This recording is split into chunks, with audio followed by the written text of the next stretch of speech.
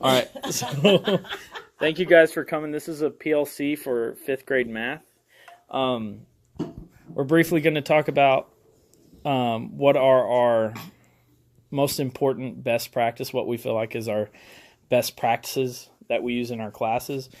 Some that others have said were discovery learning, student-led learning, collaborative learning, leading questions, and extended wait time to answer questions, and quality. The most important one, the most that I got the most was quality assessment and quality meaningful immediate feedback.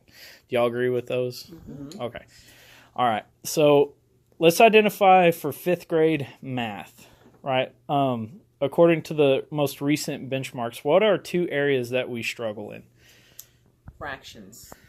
The computation of fractions, unlike denominators, adding, subtracting, multiplying, dividing, because there's so many integral steps, then they get lost within the shuffle of the steps. Okay. So according to the most recent data, it's basically there's some sort of disconnect in one of those steps, right? One of the earlier steps, because there's so many. Yes. What are some ways that we can facilitate some intervention for that class, do y'all think? And that's take in mind our current class schedule. We already double blocked, so It's double blocked. It's double blocked. it's already double blocked, so I don't know. We're doing tutorials after school. Yeah, I do tutorials after school. And I've seen some kids in here before school too. We do as well. pullouts for during art and PE. Mm-hmm. Okay. And RTI at the end of the day. Okay. So we're increasing our one-on-one time. Mm-hmm. Okay. What are some other ways that we might not have thought about that might help some of those things? Send a letter to the state. They're putting too much on them too soon. I'm with that one, actually. Yeah. They're putting too much on them too soon. Yeah, Right. It's true. But outside of that, without state intervention, what are some things we can do here with our current resources? Sometimes peer tutoring works. Which we've I done mean, as well. it depends, but So some sometimes peer you have tutoring. Success with it. So Peer tutoring, group work, like I said, the one-on-one RTI. Well, that probably works better for y'all too because it's the delivery. I mean, you've got 2 people in here, so maybe somebody understands it the way Ms. Burnett explains it better, and somebody might understand it the way Coach Moses. So you have some differentiating. The way they deliver it. So that's good.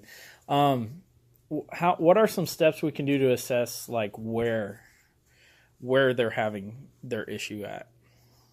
Data Well, disaggregation, Okay, so maybe some more. We all love that, don't we?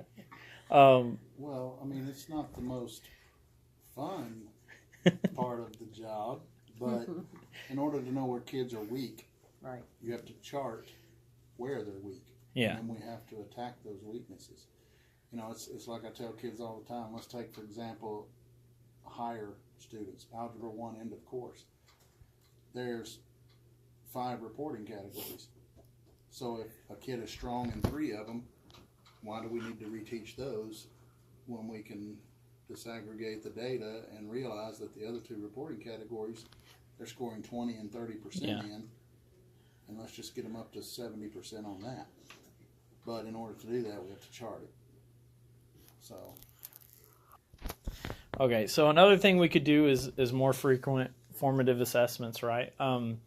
Is that something that y'all currently do? Yes. Yes. So After every objective for that day, that's worked on that day, after we've done some guided practice together and they've done some independent practice and I've checked to see if they're, checked for understanding, then they will do a small benchmark to see if they've grasped the objective of about 5 questions, and they do that every day to see if they have tackled and mastered the objective of that day. okay, and when do they receive feedback for those? It gives them Usually the results as soon as they spontaneously, yeah. submit it. Okay, Yeah. so immediate feedback. Yes, it's online Okay. so they can see what they Okay. missed and what they did. It even shows them which question they missed. Mm-hmm. I mean, So do you think any of the So with this area of improvement, do you think any of it has to do with any of the basic needs, hierarchy of basic needs? Do you think there's anything in that perspective of maybe they don't have nutritionally they're not? A lot of them don't sleep enough. That's the always a truth. factor. They don't sleep. They don't have breakfast. So They have breakfast They here. get breakfast. I mean, it's fed, but Yeah. whether if they eat it. they eat it, did they like it? So they just kind of nibbled at it. Yeah. Are they still hungry? So there might be some part of that issues. home issues. Yes. Okay. And obviously we can't go into everyone's home and make that right, but if to make an action plan going forward, I think one thing that we might start doing, or that we will start doing, is in the next week we will start doing more data analysis with our formative assessments, and then reporting that data to this PLC so that maybe we can come up with a formative plan and not put it all on the two math teachers, and look at some interventions that may not be as conventional as what we're normally seeing, but we'll look at the data. We'll meet back within a week, and we'll try to increase our one-on-one time and our intervention time, and really try to chart, like you said, we'll try to chart where each kid is individually and attack that head on. What's another area that we could focus on for improvement with this class? Chunking. Going down. Some of them are in a race with one another to finish, and that's part of their problem. So, I mean, we got The competitiveness of these kids, yeah. I mean, they want to do well, but they also want to finish first. Yeah. And I think you see that a lot more in elementary school, too. We go from one lesson to another as soon as they finish. Therefore, if they finish here, they're moving on to the computer faster than the rest of the class. Well, it's kind of a self-pacing though. We do self-pacing in this classroom, so therefore, if they've mastered the objective, they understand the objective, they can go straight on to the next thing. Okay. But they're getting feedback from us because they're having the checking for understanding.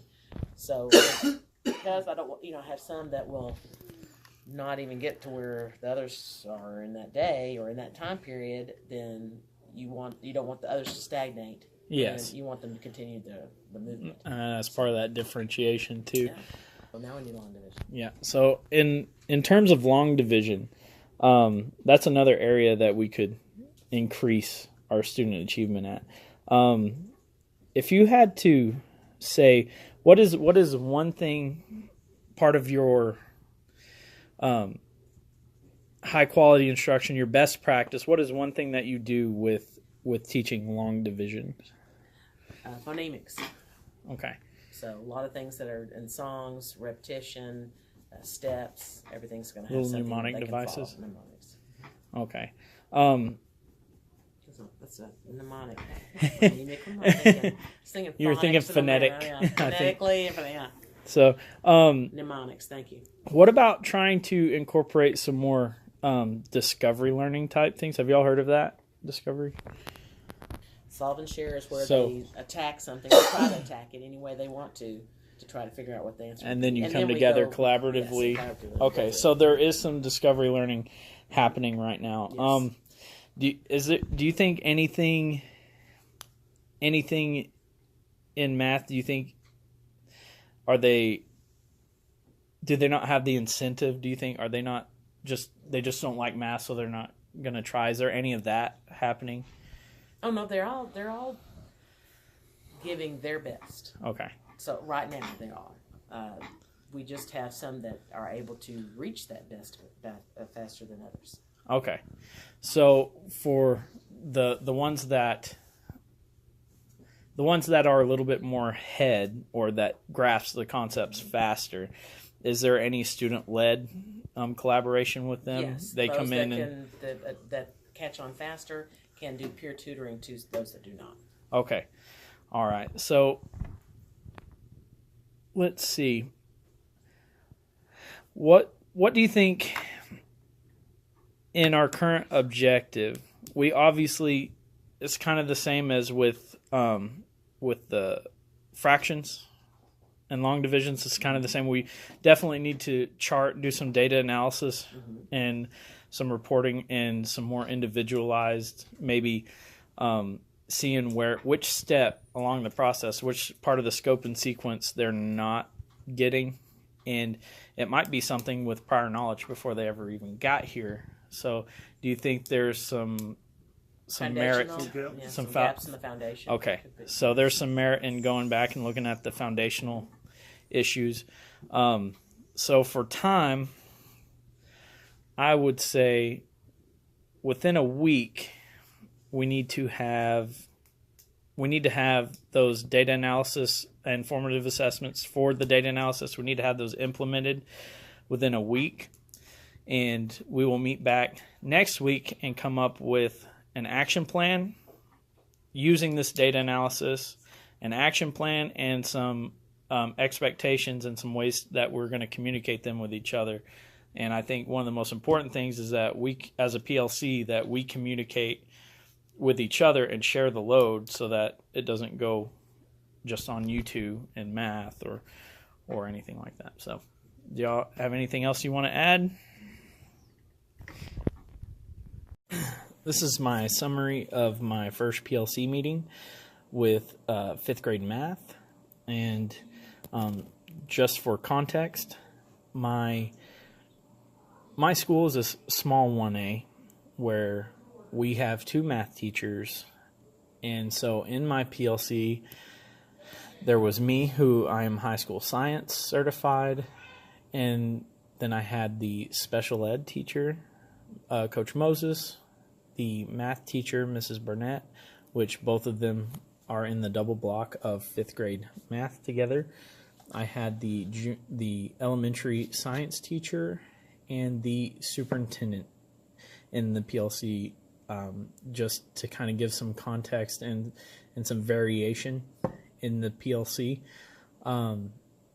We identified 2 areas needed for improvement, and we talked about maybe some issues of why it was happening, and maybe some steps on how to identify the minute problems or the scope and sequence problems. And what we're going to do with this meeting, we're going to start taking more formative assessments, and we're going to use that data to try and get each kid on an individualized plan, where we can see exactly where they're missing their scope and sequence when it comes to fractions or long division, so that maybe we can scaffold or go back and get the building blocks and maybe scaffold on top of that. But basically, we're going to increase our one-on-one time. We're going to aggressively attack the intervention. And one thing that I've thought of that I brought up to the PLC later after the video is maybe using people from different, from outside that field who show an understanding of how to do it, or maybe a different way of doing it, to kind of generate some different perspectives on it. Because I know at a small school, when you're the only one instructing in that subject area, you can kind of get pigeonholed into one way of doing things. And so one thing that I'm trying to do with this PLC going forward is looking at different perspectives, different methods, maybe some non-conventional ways of actually going through and instructing, and maybe changing some different things in how we're instructing. I will do my walkthroughs next week, and my observations are the week after. But I should probably move those to the same week so that we can kind of get a jump start on this PLC, maybe identify some different practices that maybe are not performing as well in instruction, and maybe identify some things that are working well that we could use with the other classes, 3rd through 4th, so that by the time they get here to 5th grade, it's not going to be as big of an issue. But thank you.